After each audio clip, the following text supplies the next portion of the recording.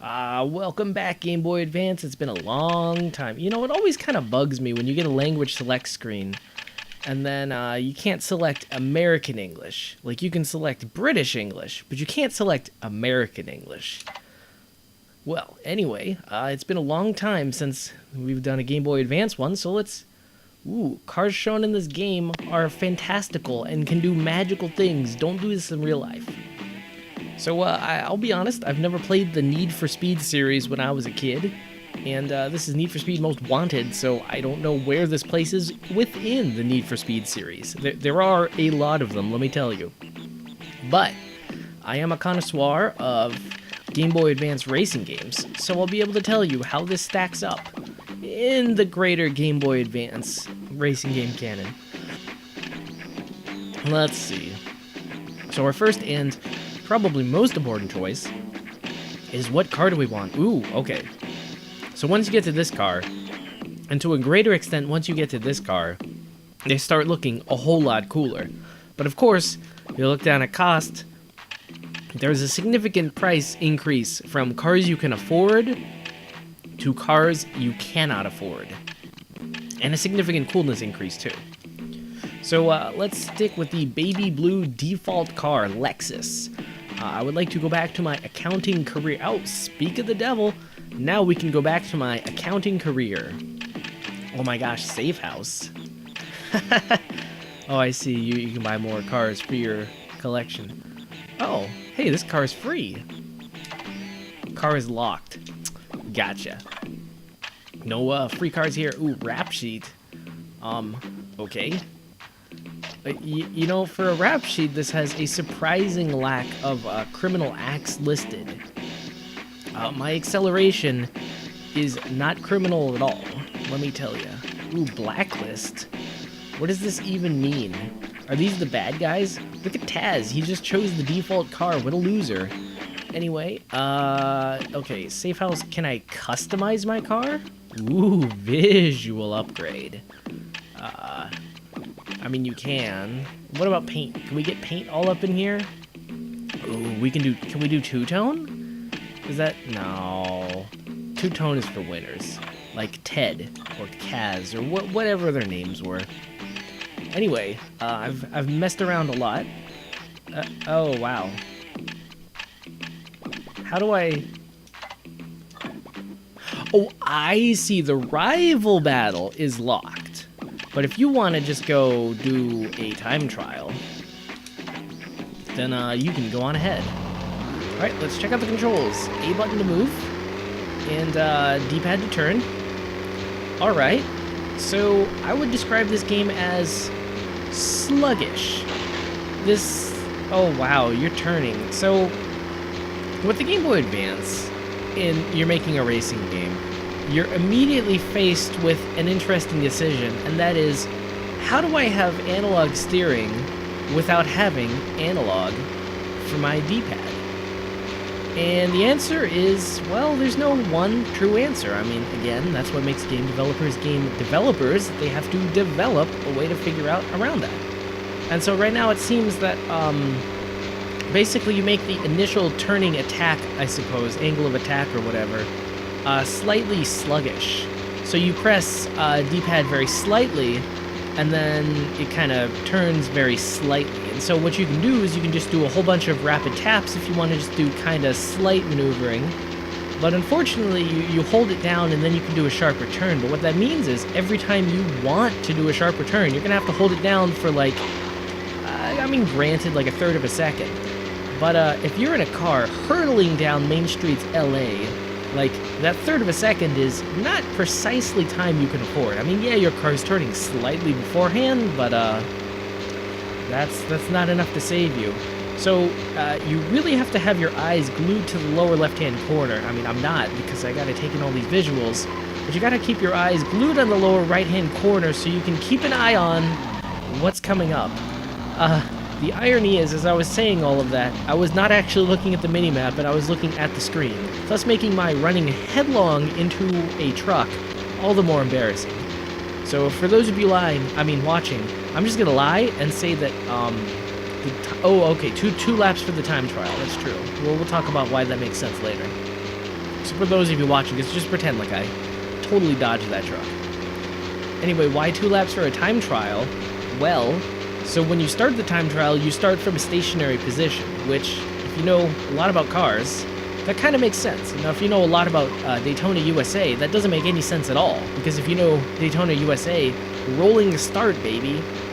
Anyway, so because you start from a stationary start, then your first time is going to be kind of bad. And so the way racing games kind of get around this is they let you do multiple laps, and then they just take your fastest one, which is almost guaranteed not to be your first lap unless you are incapable of learning and improving. So what they're doing here is they're making sure that you know your way around things. Or, if I was being a little cynical, I'd say that they're padding out the gameplay time. One or the other, I suppose. So I guess we should talk about the visuals. They are, frankly, not bad. I mean, again, this looks 3D, but this is playing on a Game Boy Advance. So Game Boy Advance is basically like a portable Super Nintendo in tech specs. Although it has a worse sound card, so it's not even a Super Nintendo. If you ever played any of the ports of Super Nintendo games to the Game Boy Advance, you know all about inferior sound quality. So anyway, it looks like it's a 3D game. It's probably not quite, or if it is, like, we are talking semi before PlayStation 1 era games. Okay, so I would... Okay. Cool. I earned some rep for my rap sheet. And I guess now we're time to go into actual race. But anyway, so you've got, like, nice blocky polygons. I guess this is actually 3D. I honestly can't tell. So some of these Game Boy racing games, you can very clearly tell it's just Mode 7, or whatever they call it when it's on a Game Boy. Probably still just Mode 7.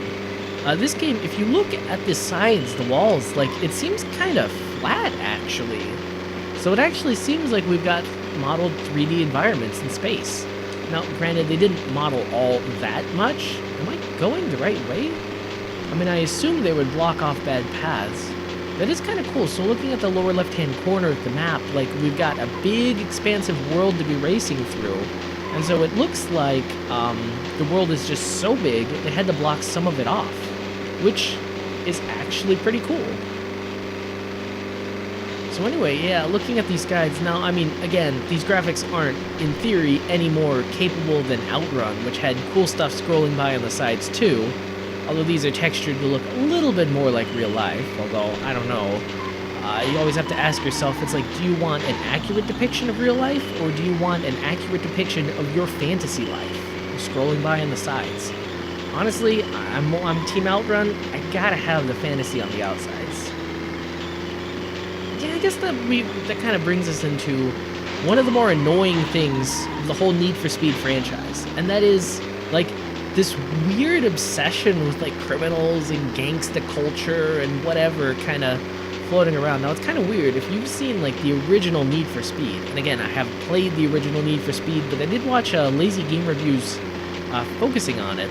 Like, in that game, you couldn't even tell it was about, like, where the series would be going. There's no gangsters, there's no crime, it's just cool cars running on an old school PC. I mean, it was Lazy Game Reviews after all. And the cars are just running down, and they're looking, like, relatively realistic. I mean, again, this was, I think, early 90s, so you take what you can get. Oh, wow, okay. And already we can see, like, steering, counter-steering. Oh, man, that was pretty rough. My rep took a hit, but I'm willing to go along. Ooh, okay. So let's see. Okay. Oh, do we get points? Have we been getting points this whole time? Can we buy a cooler car? I can guarantee you the answer to that question is no. But let's keep advancing my career, just like buying my Lexus. They told me that would do it, right? Alright, so we can do this, or we could actually try to beat Kaz or whatever. Again, what a fool, he chose the Lexus. This is a racing game, not an accounting game. Anyway. So why does the Need for Speed series have to be all about criminals and gangsters and crime and underground street racing and whatever? I mean, can't it just be about cool cars? Honestly, that's always deterred me from the series. Oh, cool. We get to play on... Well, okay, I'll be at the time trial stage, so it's been like an entire 2 minutes since I last played this. But still, this is maybe a little too familiar. That being said, Kaz has no chance. Although, who are those other dots? I don't like them. I thought this was a mano-a-mano challenge, but Kaz brought his bros to this underground street race battle? Does he have no shame? So why does everything have to be an underground speed race battle? I mean, I guess if I was cynical, I'd say that was just what marketed well at the time. I mean, it was the era of sagging pants, rap, and gold chains around your neck. And also rap again. But, I don't know. It's always deterred me from the series. It always made me think that the series was kind of something other than what it was. Because I think if you strip away the exterior and look at just what this game actually is, I think it's just a love letter to cars. Like, no more, no less. It's just a love letter to cars. It's a game entirely about... How is he doing? He's clearly cheating. Look at... I was doing great. I was accelerating in a straight line. Nothing was going wrong. This guy's gonna kill me now. Yeah, good luck. So like I was saying, yeah, love letter to cars. Also an interesting exploration into how cheap AI can be. And I'm pretty sure what I'm supposed to do is I'm supposed to go back into the menu and spend all my points on customizing my sweet ride. Oh, I haven't even thought about what L and R do. So R, I believe, is a handbrake, always useful in a non-rally game. And L probably helps you shift up. Ooh, cool, you can hold down and momentarily disorient yourself. I mean, look behind you. And, I'm pretty sure B brakes, but if you're pressing brake in a racing game, you have other issues. Oh wow, 3 laps of this nonsense. Okay, I know how this is gonna end. Well, let's see what we can make let's see how we can pimp out our car. Performance upgrade. Are you just... Oh, okay, these are various specs. I would like the El Cheapo spec, please. Oh wow, even that is just out of my range. Wow. So I think what you're supposed to do is you're supposed to just grind for a better car. Now... Okay, I think what I'll do is I'll take a look at this next circuit. Just to see, I don't know, what's out there. But, unfortunately, I think this game is kind of winding down. I mean, it was fun. We booted it up. We started racing cars. Racing cars on our Game Boy Advance. Now, racing games for the Game Boy Advance, they were... maybe not a dime a dozen, but at least a dozen for the dime. But not all of them, let's say, were good. Personally, my favorite racing game for the Game Boy Advance, and I'm fully cognizant that this isn't really a trap-lack racer, it's technically a rally game, is Colin McRae Rally. And that game, I feel like... Okay, so one, it has, like, nice 3D... stages, and so I mean, it's not like super detailed in terms of things, but again, this is the Game Boy Advance. That actually works out to its favor, because that means you can get a decent frame rate. Oh wow, I am just too used to Game Boy Advance games. The frame rate in this game is like, what, 15, 12.5 frames per second? But honestly, my mind just has learned to interpolate in between the frames, because this is not even bothering me at all. If it's bothering you at home, well, I'm sorry. Again, this is a Game Boy Advance game, so what do you expect me to do about it? But I'm sorry. I'm sorry. And so, Colin McRae Rally has, like, nice, smooth... Well, okay, it's as smooth as the Game Boy can put out. But the thing that really makes the game for me is the controls. Like, you press left on the D-pad, my god, your car practically tilts left because you turn so intensely. Like... okay, continuing on. Did I win? Did I lose? Oh, wow. So evidently I did so poorly, the game just kicked me out. Well, I think we'll just kind of take a look at this guy and just be jealous for a little bit. And, so the cool thing about Colin McRae Rally for the Game Boy Advance is you press left and your car basically tilts left. That's how fast your car moves. Or that's how fast your car actually turns. But again, it's a rally game, so you really want, like, kind of the tighter steering. And of course, weirdly enough, it's a rally game, so you can customize your actual controls and your car's handling and all of that. That's quite frankly mind-blowing now that I think about it. And so if you don't like the super quick turns, I'm sure you could turn that off. But honestly, I really like it, because it's like you just start tapping the D-pad and you can immediately turn. You want to do like a 90-degree turn, you hold it for like half a second, and it's like, oh my gosh, you're basically doing a 360 at that point. You held it too long. That's how quickly it's doing all of this. And so you just get that perfect combination of like elementary 3D that runs well on the 3D on the Game Boy Advance.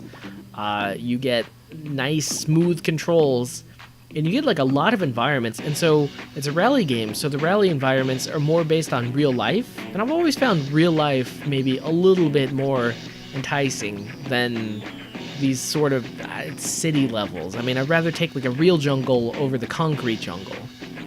So, yeah, no, that's Colin McRae Rally. I mean, I hope you've been imagining it in your mind what it sounds like, what it feels like, what it tastes like. This game, however, was Need for Speed Most Wanted. Actually, I should have gone to the... Oh no, you can't leave. Once you're booted in, it's like that's it. No more intro screen for you. Ooh, my profile. Oh no, this was... Ooh, options. How have I not... Oh no. Oh, you don't think. There's a first-person view. We can take this back to the Queen's units. Oh wow. Oh, I didn't save my... Okay. Oh my gosh. Okay. We have to do a first-person view. Oh, sorry. Not that. We have to see what this first-person view is like. That is absolutely ridiculous. Oh my gosh. Yeah. Honestly, I've never been a fan of these cockpits. It's first-person view, and I immediately crash into traffic. Oh my gosh, these first-person views. Honestly, when it's a first-person view like this, I find it kind of Oh, that was a cop, huh? I always find it fairly disorienting. Now, if it's a first-person view where you can actually see like the cockpit and you can look through, then it's pretty nice.